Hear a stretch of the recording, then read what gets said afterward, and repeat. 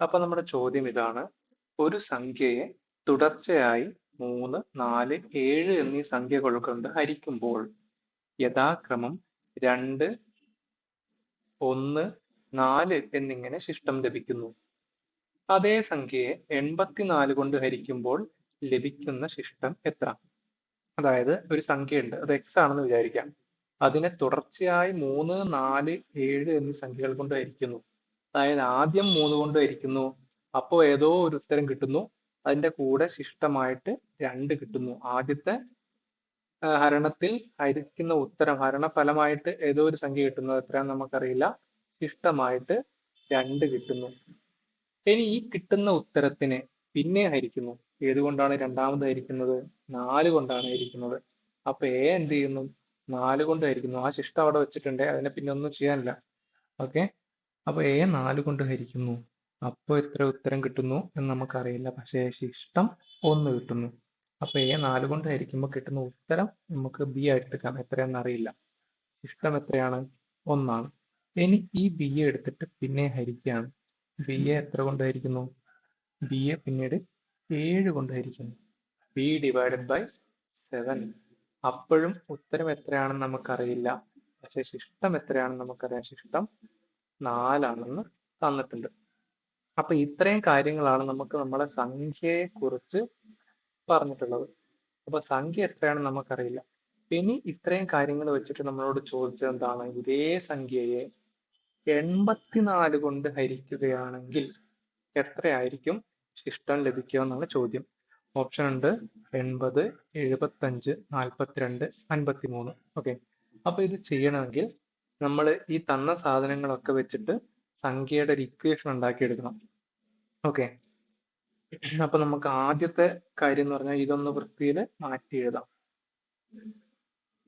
ആദ്യം നമ്മളോട് പറഞ്ഞ x/3 ചെയ്യുമ്പോൾ a എന്ന ഉത്തരവും 2 ശിഷ്ടവും കിട്ടും. അപ്പൊ x എത്രയാണെന്ന് നമുക്ക് അതിൽ നിന്ന് എഴുതാൻ പറ്റും. x is equal to ഈ 3നെ തിരിച്ച് a കൊണ്ട് ഗുണിക്കുന്നു, 3a, ആ ശിഷ്ടം കൂട്ടുന്നു, പ്ലസ് 2.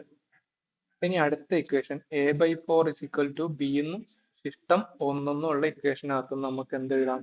എക്ക് ഒരു ഇക്വേഷൻ കണ്ടെത്താം. അപ്പൊ a എത്രയാണ്?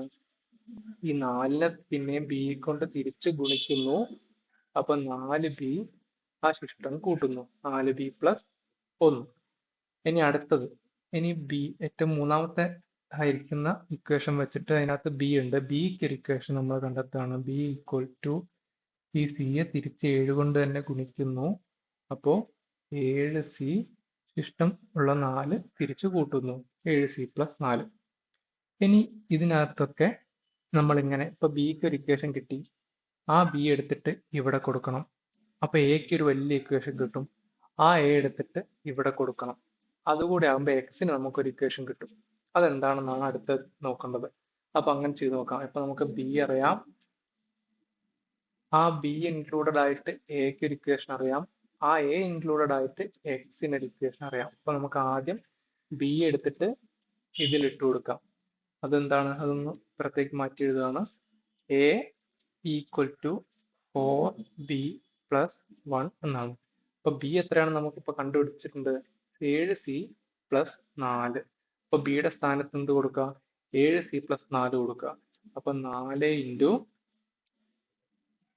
7c പ്ലസ് 4, പിന്നെ ഈ പ്ലസ് 1 താഴേക്ക് ഇറക്കി എഴുതുന്നു.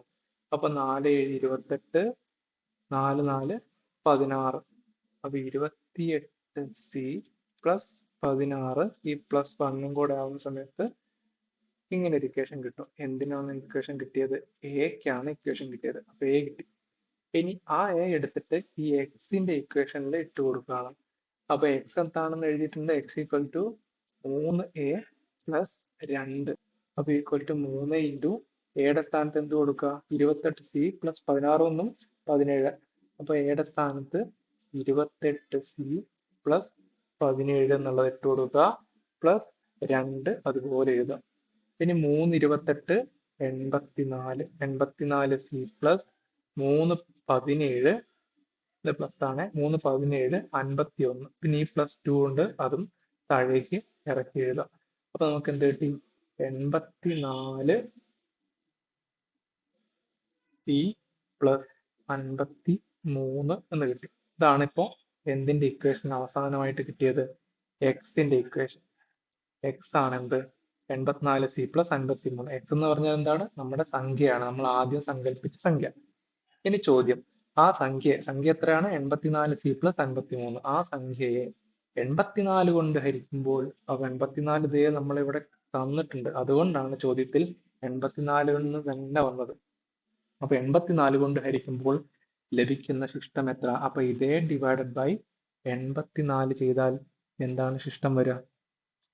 ഇതിനെ നമുക്ക് A plus B by C ആണെങ്കിൽ ഇങ്ങനെ മാറ്റി എഴുതും.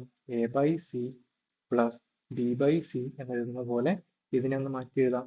അപ്പൊ 84 സി ബൈ 84 പ്ലസ് 53 ബൈ 84. ഇങ്ങനെ എഴുതേണ്ട ആവശ്യമൊന്നുമില്ല, എന്നാലും കൺഫ്യൂഷൻ ഇല്ലാതിരിക്കാൻ വേണ്ടിയാണ്. അപ്പൊ 84 വെട്ടുമ്പോൾ അവിടെ സി എന്ന് കിട്ടും. പിന്നെ എന്ത് ബാക്കിയുണ്ട്? 53/84 ഉണ്ട്. 53 എന്ന് പറഞ്ഞാൽ എന്ത് നമ്പറാണ്? ഒരു പ്രൈം നമ്പറാണ്. അപ്പൊ അതിനെ നമ്മൾക്ക് ഒന്ന് വെച്ചും വെട്ടാൻ കഴിയില്ല. അപ്പൊ 53 നമുക്ക് ഒന്നും ചെയ്യാൻ കഴിയില്ല. അതിന്റെ അർത്ഥം 53 ശിഷ്ടമായിട്ട് അവിടെ തന്നെ ഉണ്ടാവും. അപ്പൊ ഹരണഫലം സി ആണ്, ശിഷ്ടം 53 ആണ്. അതാണ് ഉത്തരം. Option D. ഇതാണ് ഉത്തരം.